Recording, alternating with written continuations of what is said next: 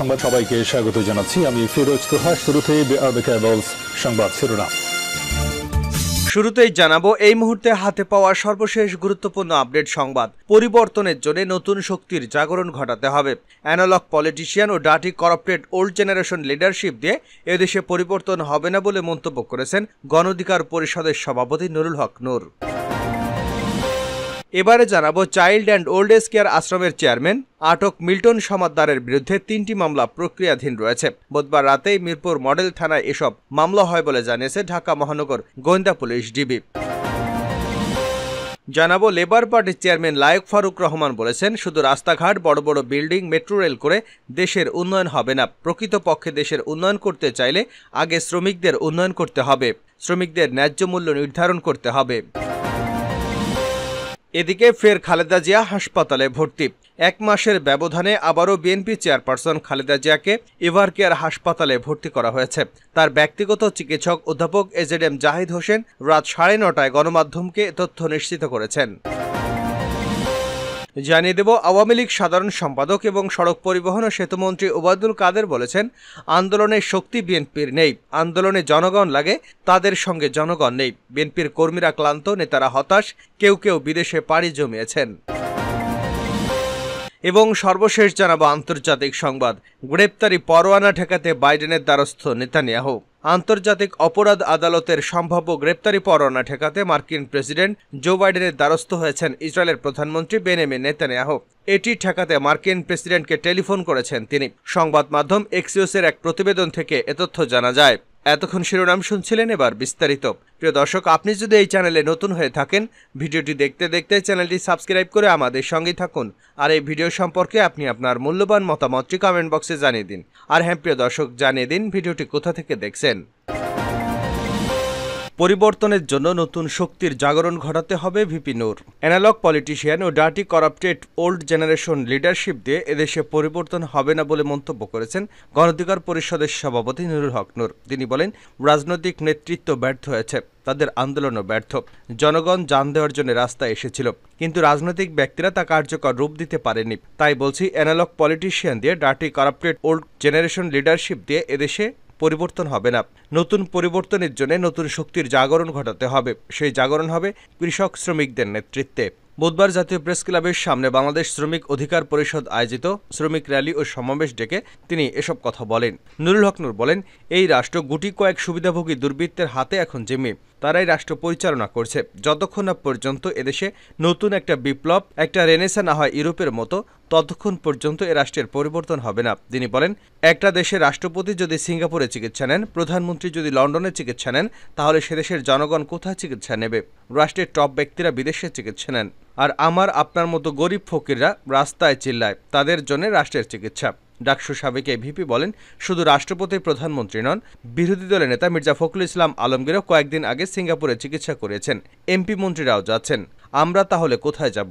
আমরা তো এমপি মন্ত্রী ছিলাম না যে 2 নম্বরই করে টাকা পয়সা কামিয়েছি। তাহলে আমাদের তো চিকিৎসা নিতে হবে দেশে। তার মানে উদ্ভট উটের পিঠে দেশ চলছে। দেশটা চলছে উল্টো পথে। আর এই উল্টো দিক থেকে ঘুরে রাষ্ট্র পরিচালনার জন্য কৃষক, শ্রমিক, সাধারণ মানুষকে রাজনীতিতে এগিয়ে আসতে হবে। শ্রমিক নেতাদের সমালোচনা করে নুরুল হক নূর বলেন, শ্রমিক নেতাদের ঢাকা শহরে 2-3টে বাড়ি, তারা পাজারো ল্যান্ড ক্রুজার গাড়ি নিয়ে ঘোরেন। শাহজাহান খানের মতো একজন মানুষ কিভাবে শ্রমিক নেতা হন, যিনি হাজার হাজার কোটি টাকার মালিক? তারা বাথরুম থেকে রান্নাঘর সব জায়গায় এসি লাগানো। তিনি শ্রমিকদের দুঃখ কষ্ট কিভাবে বুঝবেন? মিল্টন সমাদ্দারের বিরুদ্ধে রাতেই 3 মামলা। Child and old age care আশ্রমের চেয়ারম্যান আটক মিল্টন সমাদ্দারের বিরুদ্ধে 3টি মামলা প্রক্রিয়াধীন রয়েছে। বুধবার রাতে মিরপুর মডেল থানায় এসব মামলা হবে বলে জানিয়েছেন ঢাকা মহানগর গোয়েন্দা পুলিশ ডিবি। গোয়েন্দা মিরপুর বিভাগের উপ পুলিশ কমিশনার মানস কুমার পোদ্দার এ তথ্য নিশ্চিত করেছেন। তিনি জানান, মিরপুর মডেল থানায় 3টি অভিযোগে মামলা হবে মিল্টনের বিরুদ্ধে। মামলাগুলো এজাহারভুক্ত হওয়ার কার্যক্রম প্রক্রিয়াধীন রয়েছে। এর আগে রাজধানীর মিরপুর এলাকায় অভিযান চালিয়ে গোয়েন্দা পুলিশের একটি দল আটক করে মিল্টন সমাদ্দারকে। পরে এক সংবাদ সম্মেলনে ডিএমপির অতিরিক্ত কমিশনার গোয়েন্দা মোহাম্মদ হারুনা রশিদ জানান, মিল্টন সমাদ্দারের বিরুদ্ধে অজস্র অভিযোগ। তার বাড়ি বরিশালের উজিরপুরে। তিনি তার বাবাকে পেটানোর কারণে এলাকাবাসী তাকে এলাকা ছাড়া করেন। এরপর ঢাকায় চলে আসেন। তিনি বলেন, অভিযোগের বিষয়ে তার স্ত্রীকেও জিজ্ঞাসাবাদ করা হবে এবং একাধিক মামলা হবে। তার বিরুদ্ধে যেসব অভিযোগ উঠেছে তা জঘন্য অপরাধ। প্রমাণ মিললে তাকে ছাড় দেওয়া হবে না। ডিবি প্রধান বলেন, মিল্টন সমাদ্দারের বিরুদ্ধে মানব পাচার, শিশুর উপর হামলা, আত্মীয় স্বজন গেলে তাদের মারপিট এবং তার টর্চার সেল সবকিছুই মামলার মধ্যে আসবে। হারুনা রশিদ আরও বলেন, মিল্টন ঢাকা এসে শাহবাগের ফার্মেসিতে কাজ শুরু করেন। সেখানে ঔষধ চুরি করে বিক্রির কারণে মিল্টনকে বের করে দেওয়া হয়। এরপর একজন নার্সকে বিয়ে করেন। বিয়ের পর child and old age care স্থাপনের জন্য স্ত্রীর সঙ্গে আলাপ আলোচনা করেন। এর আগে মিল্টন সমাদ্দারের বিভিন্ন অপকর্ম নিয়ে গণমাধ্যমে সংবাদ প্রকাশ হয়। এরপর থেকে সামাজিক যোগাযোগ মাধ্যমে তাকে নিয়ে শুরু হয় সমালোচনার ঝড়। মুখ খুলতে থাকেন ভুক্তভোগীরাও। যদিও কয়েকটি গণমাধ্যমে সাক্ষাৎকার দিয়ে তার বিরুদ্ধে ওঠা সব অভিযোগ অস্বীকার করেন মিল্টন সমাদ্দার। শুধু রাস্তাঘাট আর বড় বড় বিল্ডিং করে দেশের উন্নয়ন হবে না। লেবার পার্টির চেয়ারম্যান লায়ন ফারুক রহমান বলেছেন, শুধু রাস্তাঘাট, বড় বড় বিল্ডিং, মেট্রো রেল করে দেশের উন্নয়ন হবে না। প্রকৃতপক্ষে দেশের উন্নয়ন করতে চাইলে আগে শ্রমিকদের উন্নয়ন করতে হবে। শ্রমিকদের ন্যায্য মূল্য নির্ধারণ করতে হবে। বুধবার জাতীয় প্রেস ক্লাবের সামনে বাংলাদেশ লেবার পার্টির উদ্যোগে শ্রমিক দিবস উপলক্ষে এক সমাবেশে তিনি এসব কথা বলেন। ফারুক রহমান বলেন, এই গরমের মধ্যেও শ্রমিকরা আজ একত্রিত হয়েছে একটি কারণে। শ্রমিকরা চায় তাদের ন্যায্য মূল্য এবং তাদের কাজের মূল্যটা নির্ধারিত করা হোক। তিনি বলেন, বাংলাদেশ স্বাধীন হয়েছে 53 বছর আগে। এই 53 বছরে শ্রমিকদের ন্যায্য মূল্য এখনও নির্ধারণ করা হয়নি। শ্রমিকদের শ্রমের মূল্য যদি 18,000 টাকা করা হয় তাহলে তারা দুমুঠো ডাল ভাত খেয়ে বেঁচে থাকতে পারেন। কিন্তু শ্রমের মূল্য নির্ধারণ নয় বলে আজকে শ্রমিকরা অবহেলিত। একদিকে তাদের কাজের চিন্তা, অন্যদিকে সংসারের চিন্তা করতে হয়। তিনি আরও বলেন, যারাই ক্ষমতায় আসেন তারা শুধু নির্বাচনের আগে জনগণের কথা বলেন। নির্বাচন শেষ হয়ে গেলে ক্ষমতা এলে আর জনগণের দিকে তাকিয়ে দেখেন না। তাই যারাই ক্ষমতায় আসবেন বছরে 365 দিন যেন শ্রমিকদের কথা মনে রাখেন সে ব্যবস্থা করতে হবে। তিনি আরও বলেন, শুধু রাস্তাঘাট, বড় বড় বিল্ডিং, মেট্রো রেল দেশের উন্নয়ন হয় না। প্রকৃতপক্ষে দেশের উন্নয়ন করতে চাইলে আগে শ্রমিকদের উন্নয়ন করতে হবে।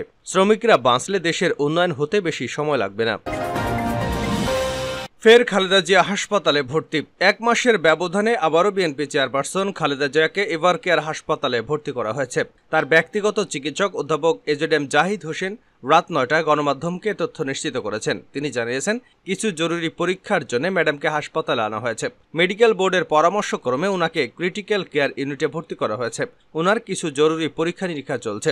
রাতেই মেডিকেল বোর্ড বসে চিকিৎসার পরবর্তী বিষয়গুলো ঠিক করবে। গুলশানের বাসায় ফিরোজা থেকে বুধবার সন্ধ্যা 7টার দিকে এভারকেয়ার হাসপাতালে আসেন বিএনপি চেয়ারপারসন খালেদা জিয়া।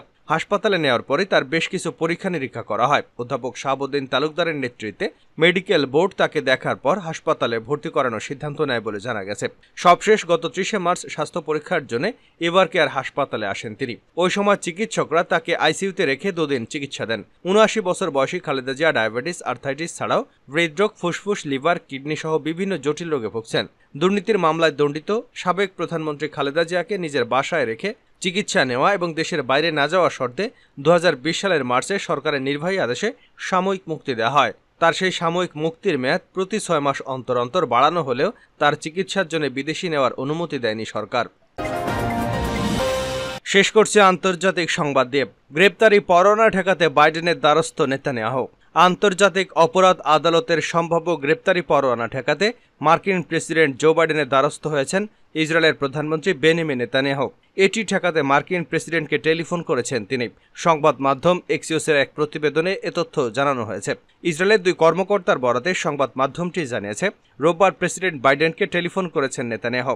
এ সময় তিনি পরোয়ানা জারি ঠেকাতে ওয়াশিংটনের প্রভাব খাটানোর আহ্বান জানিয়েছেন। গাজায় একের পর এক যুদ্ধ অপরাধ চালিয়ে যাচ্ছে ইসরায়েলি বাহিনী। দেশটির সেনাদের এমন কর্মকাণ্ডের নির্দেশের অভিযোগও ইসরায়েলের প্রধানমন্ত্রী বেঞ্জামিন নেতানিয়াহুর বিরুদ্ধে। প্রতিরক্ষামন্ত্রী ইয়োব গ্যালেন্ট এবং ইসরায়েলের প্রতিরক্ষা বাহিনীর শীর্ষ কর্মকর্তাদের আইসিসির গ্রেপ্তারি পরোয়ানা জারি নিয়ে গুঞ্জন ছড়িয়ে পড়েছে। বিষয়টি নিয়ে প্রচণ্ড চাপে পড়েছে নেতানিয়াহু। এর আগে 2014 সালে যুদ্ধে জড়িয়েছিল ফিলিস্তিনের স্বাধীনতাকামীদের সংগঠন হামাস ও ইসরায়েল। এরপর 2017 সালে বিষয়টি নিয়ে তদন্ত শুরু করে আন্তর্জাতিক অপরাধ আদালত। পরে করোনা মহামারীর কারণে 2020 সালে তা বাধাগ্রস্ত হয়। তবে করোনা ধাক্কা কেটে গেলেও বিষয়টি আর আলোর মুখ দেখেনি। গত 7 অক্টোবর থেকে গাজায় ইসরায়েল হামলা শুরু হলে আবার পুনরায় তদন্ত কার্যক্রম শুরু করে আইসিসি। এর মধ্যে গত ডিসেম্বরে গাজায় ইসরায়েল সীমান্ত সফর করেন আইসিসির শীর্ষ প্রসিকিউটর করিম খান। সফরে তিনি পুরনো তদন্ত পুনরায় শুরু করার আহ্বান জানান। সাংবাদিকদের তিনি বলেন, এবারে তদন্ত হবে গতিশীল, কঠোর এবং পুরোপুরি সাক্ষ্য প্রমাণ নির্ভর। গ্রেপ্তারি পরোয়ানা জারির বিষয়ে আইসিসির এক মুখপাত্র এনবিসি নিউজকে বলেন, আমরা ফিলিস্তিনের পরিস্থিতি নিয়ে একটি মুক্ত ও অবাধ তদন্ত চালাচ্ছি। এ কাজের সুবিধার্থে আমাদের যে কোনো পদক্ষেপ নিতে হতে পারে। যেহেতু বিষয়টি তদন্তাধীন, তাই এ নিয়ে এখনও বিস্তারিত কিছু বলার সুযোগ নেই। গত 7 অক্টোবর দক্ষিণ ইসরায়েলে প্রবেশ করে নজিরবিহীন হামলা চালিয়ে 1200 ইসরায়েলকে হত্যার পাশাপাশি প্রায় 250 জন ইসরায়েলি ও বিদেশি নাগরিককে গাজায় বন্দী করে নিয়ে আসে হামাস। একই দিন হামাসকে নির্মূল এবং বন্দীদের মুক্তি নিশ্চিত করতে ফিলিস্তিনি স্বাধীনতাকামী সংগঠন হামাসের বিরুদ্ধে যুদ্ধ ঘোষণা করে ইসরায়েল। গত নভেম্বরের 7 দিনের যুদ্ধবিরতি চুক্তির বিনিময়ে 110 ইসরায়েলি বন্দীকে হামাস মুক্তি দিলেও এখনও তাদের হাতে শতাধিক বন্দী আছেন। অন্যদিকে গাজার স্বাস্থ্য মন্ত্রণালয় জানিয়েছে, গত 7 অক্টোবর থেকে গাজা উপত্যকায় ইসরায়েলি হামলায় নিহতের সংখ্যা 34,000 ছাড়িয়েছে। তাদের অধিকাংশই নারী ও শিশু। এছাড়া এ পর্যন্ত 77,000-এরও বেশি মানুষ আহত হয়েছেন।